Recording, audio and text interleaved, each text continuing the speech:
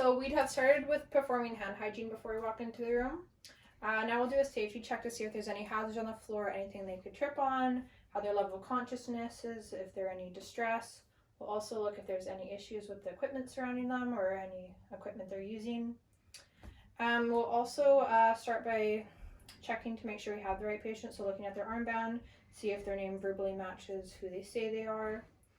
So for the purposes of this video, we have our patient on a stool. So normally if they were in bed, you'd raise it to the height of your waist so it's accessible for you, and we'll move it to that 45-degree angle to start. So he's just going to be sitting in the stool for today. So we'll start our respiratory assessment by asking some health history questions, such as how his breathing is, how it was overnight and during the day. Does he have any history of lung disease? Has there been any recent changes with his breathing? Does he have any chest pain, and is it with every breath or is it at rest?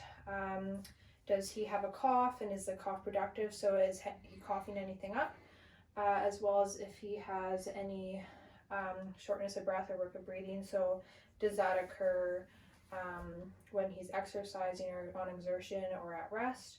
We'll ask if he's on any medications for his breathing, and if he smokes cigarettes, as well as how many per day and how often he's been doing that for.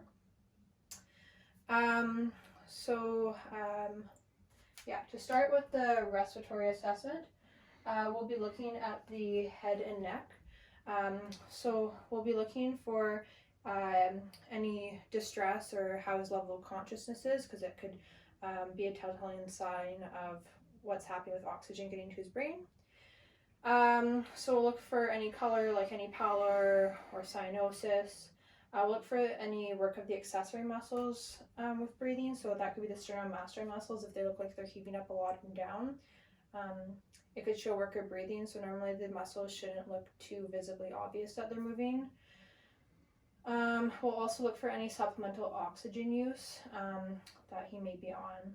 So moving on to the Cvs assessment, we'll begin by looking at the jugular for any distension or pulsation. So that would show if there's any turbulence moving through, it would show any venous return to the heart or if there's any issues going on with that. So just kind of visually look if they were fluid filled or protruding outwards. So we'll start by palpating for the carotid artery. So we want to do that simultaneously and not to both sides at the same time, because you don't want to cut off that blood flow, but you can do it to both sides, just not at the same time. So we're going to palpate kind of in the midway in the sternocleidomastoid muscle, not at the top of the carotid sinus, so just halfway there. So palpate for that, noting maybe force or quality of the sides. We're also going to auscultate for any bruit, so that would be turbulence moving through the artery. It represents an area of the aorta, so you want to do that with your bell to find those low-pitched murmury sounds. So you'll just auscultate for that.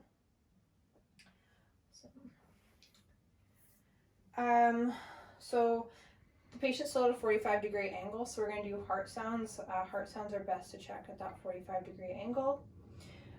So we'll be kind of listening for two heart sounds. We'll be listening for the S2 phase, so that'll be at the top, and the S1 phase at the base of the heart. So the apex was those S2 sounds.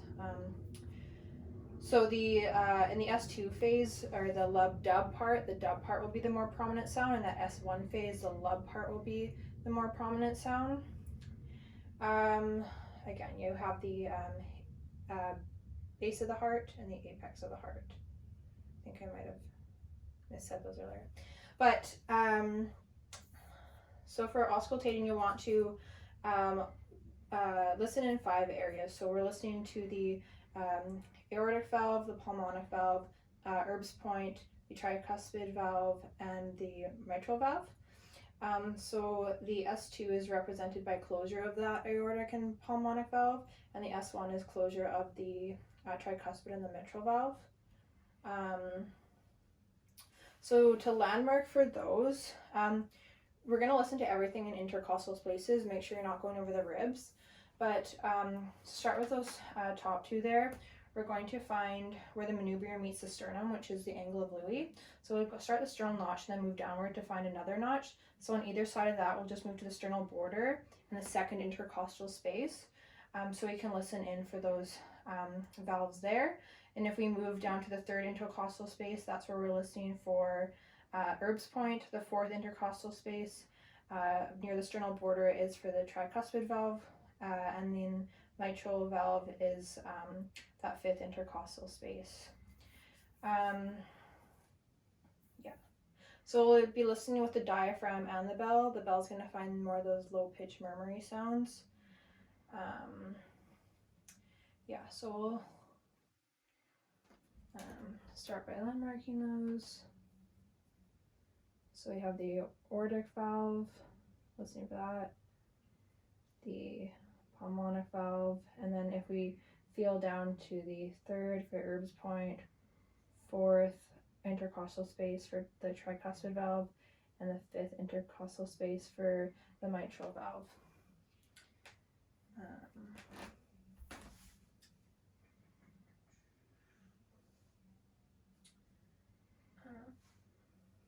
Okay, so moving on to the respiratory part of the assessment, or respiratory assessment, we'll have moved the patient to 60 to 80 degrees. That's to allow for better chest expansion, so we can listen in on those lung sounds.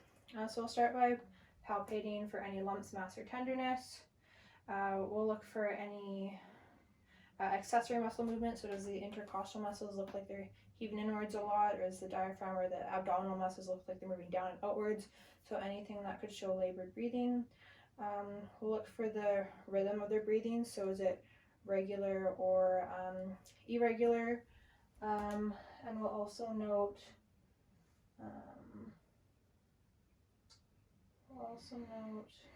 the symmetry of the chest expansion. So does it look like each breath is moving in the same way, or does one side look like it's protruding outwards more?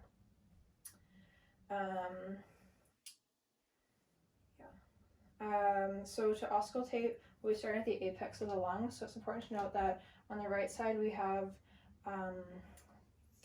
3 lobes to listen in on: the upper, the middle, and the lower. On the left side here, we just have the upper and the lower lobes. So we want to make sure we're getting in all those sounds when we do listen in.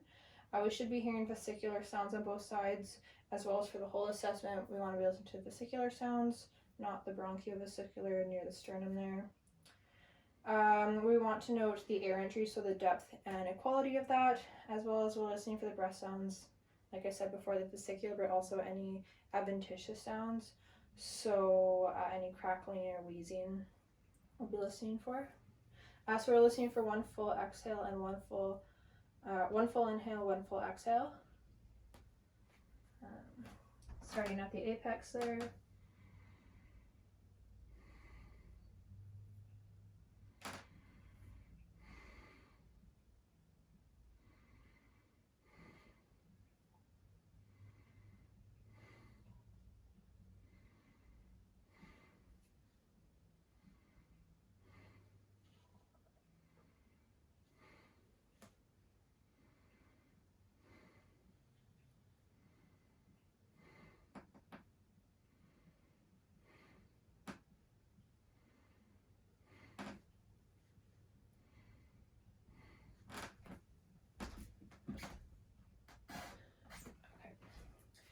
So moving to the lateral side, we'll start with the right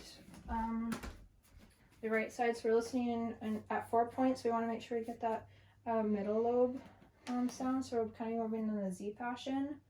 Again, noting air entry, so the depth and the equality, as well as you want to be listening to those vesicular breath sounds and looking for any adventitious sounds. And again, you can look if there's any movement with the accessory muscles there. So we'll starting at the apex of the axilla.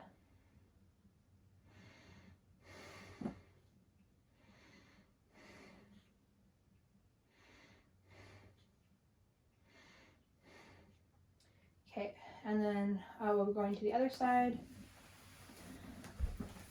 So On the left side here, we're listening for the upper and lower lobe, so there's no middle lobe there. So again, we'll start at the apex of the axilla and just measure 3 points, or listen in on 3 points.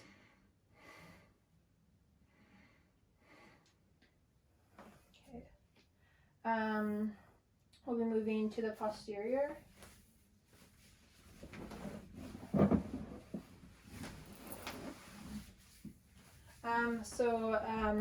At the back here, we'll be palpating for any lumps, masses, or tenderness, as well as looking for the accessory muscles and expansion of the chest. So we can, it's good to feel from the back, but you can use your hands. So you're going to see if your thumbs are moving outwards at the same point. So we'll have an inward and outward to see if it's expanding at the same symmetry, or it's symmetrical.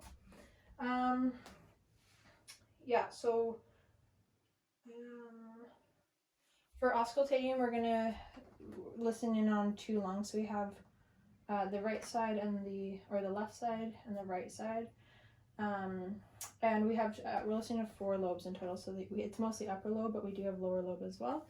Or it's mostly lower lobe, but we have the upper lobes here. So there's a small portion of that. So we started at the apex of the lungs. And moving in a systematic fashion downwards, or systematic fashion left and right, not downwards, pardon me. So again, we're noting for any adventitious sounds, vesicular, we want to hear vesicular breath sounds, as well as the air entry, so the depth and the quality of that. So starting at the apex there, and 1 full inhale, 1 full exhale.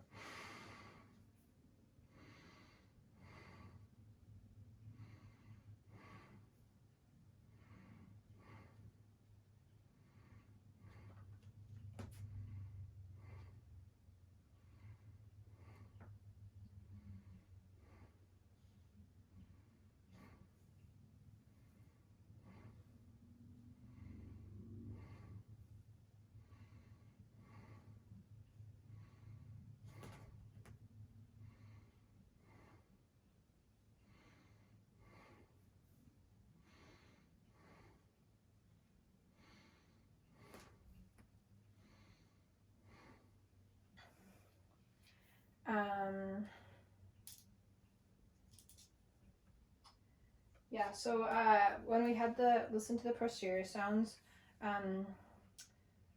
we could have tilted the patient forward a little bit to allow for better hearing of those lower lobes. So if you needed to, you could have a person help you if they weren't able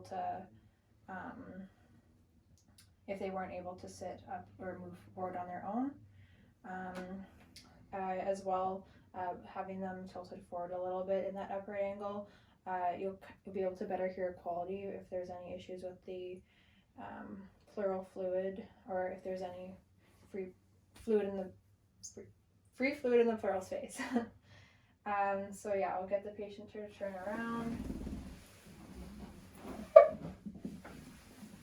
So we'd lower the bed, put 1 foot railing down to make sure he's not trapped in, and thank him for the assessment.